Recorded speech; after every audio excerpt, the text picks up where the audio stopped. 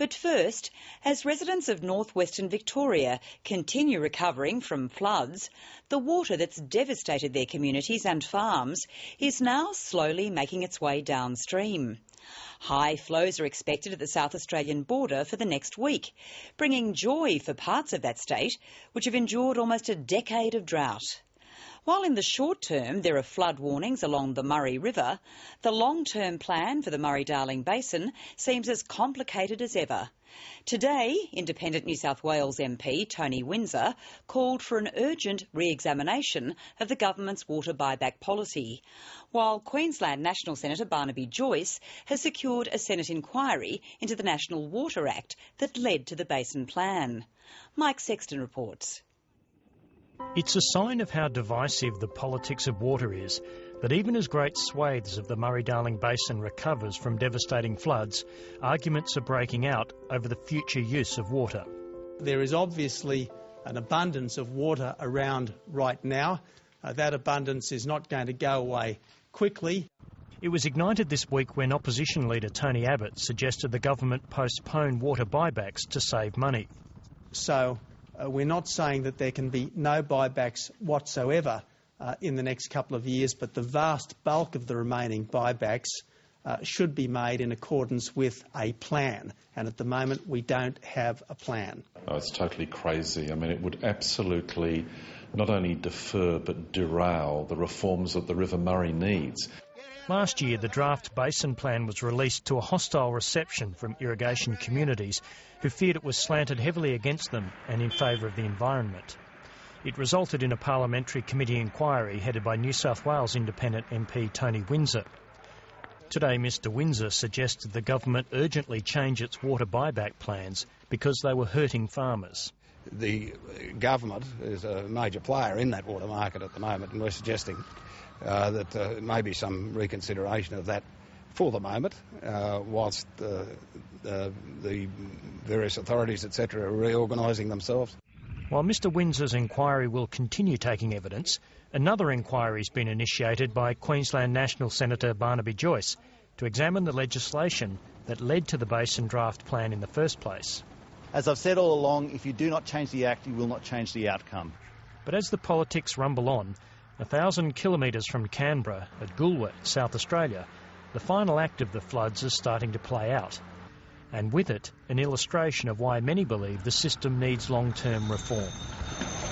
It's great to be able to sail on the Murray again at Goolwa, because those floodwaters are coming and they're cleaning out the river. Goolwa sits on Lake Alexandrina. It's about an hour south of Adelaide. It's where the Murray River flows before making its final push out to sea. But for most of the past decade, the river flow has been so low, the lake has been evaporating, along with the town's spirits. It makes a tremendous difference. It's at negative without water and a very strong positive with water. And it's absolutely the making of the town and the yachting and everything to have the high water. For the past 3 years, the Goolwa Yacht Club has cancelled its major regatta. But now, flooding upstream has put enough water back into the lower lakes to stage a small competition. You can see it looks quite muddy, meaning it's fresh. But the floods are bringing with them more than a bit of mud. After years of severe drought, the river is being rejuvenated.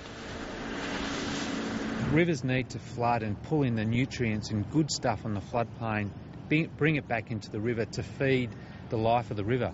There's often like 1,000 more species in the billabongs next to the river than in the actual river. So the floodplain is the supermarket of the river. But the floodplains and creeks are also bringing a toxic tide. These floodwaters in Victoria are now moving through some of the saltiest country in the Murray-Darling Basin, country that hasn't been flushed for a decade. So the risk is that much more salt will be brought into the river system over the next 6 and 12 months as that salt water gets drawn to the surface and leaks into the river system. If you imagine the Murray-Darling Basin as like an enormous bath, then the Murray mouth is the drain. Trouble is that for the past 8 years the plug's been in, so the salt has had nowhere to go. Well, it's around about 2 million tonnes of salt a year moving down the river system. South Australia is basically the dumping ground for the upstream states with their salt. Before the first floodwater began diluting it, the salinity level in Lake Alexandrina reached a quarter of that of ocean water. What that meant was progressively lots of industries around the lake died. Most of the dairy farmers went out of business. Most of the vineyards had to stop pumping water. And of course there was enormous damage done to fish and plants life and so on because there wasn't a flush out to the sea. The salt load in the lakes did more than threaten nearby communities. In 2009, the drinking water being pumped from the Murray for Adelaide became saltier than World Health Organisation safety guidelines, and authorities had to temporarily shut the pumps down. If you get that salt water near Adelaide, then that becomes a water security issue for Adelaide. Until he retired, Peter Croft was a policy director with the South Australian Department of Environment. He says the department estimates 3,000 gigalitres of water is needed every year in the Murray to keep pushing salt through the system and out to sea.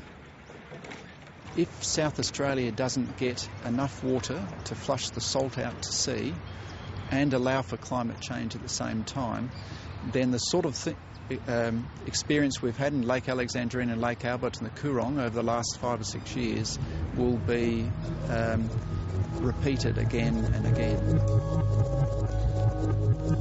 Regular environmental flows, in part to keep salt moving, are part of the Basin Plan, which is now subject to several parliamentary inquiries. Environmentalists are arguing that the river and the political system have been given some breathing space by a freak event, and that it's now time to focus on managing the system into the future. We also need to make sure that the river can do what it's meant to do, which is have small and medium-sized floods flush the poisons out of the river system. And it's not doing that.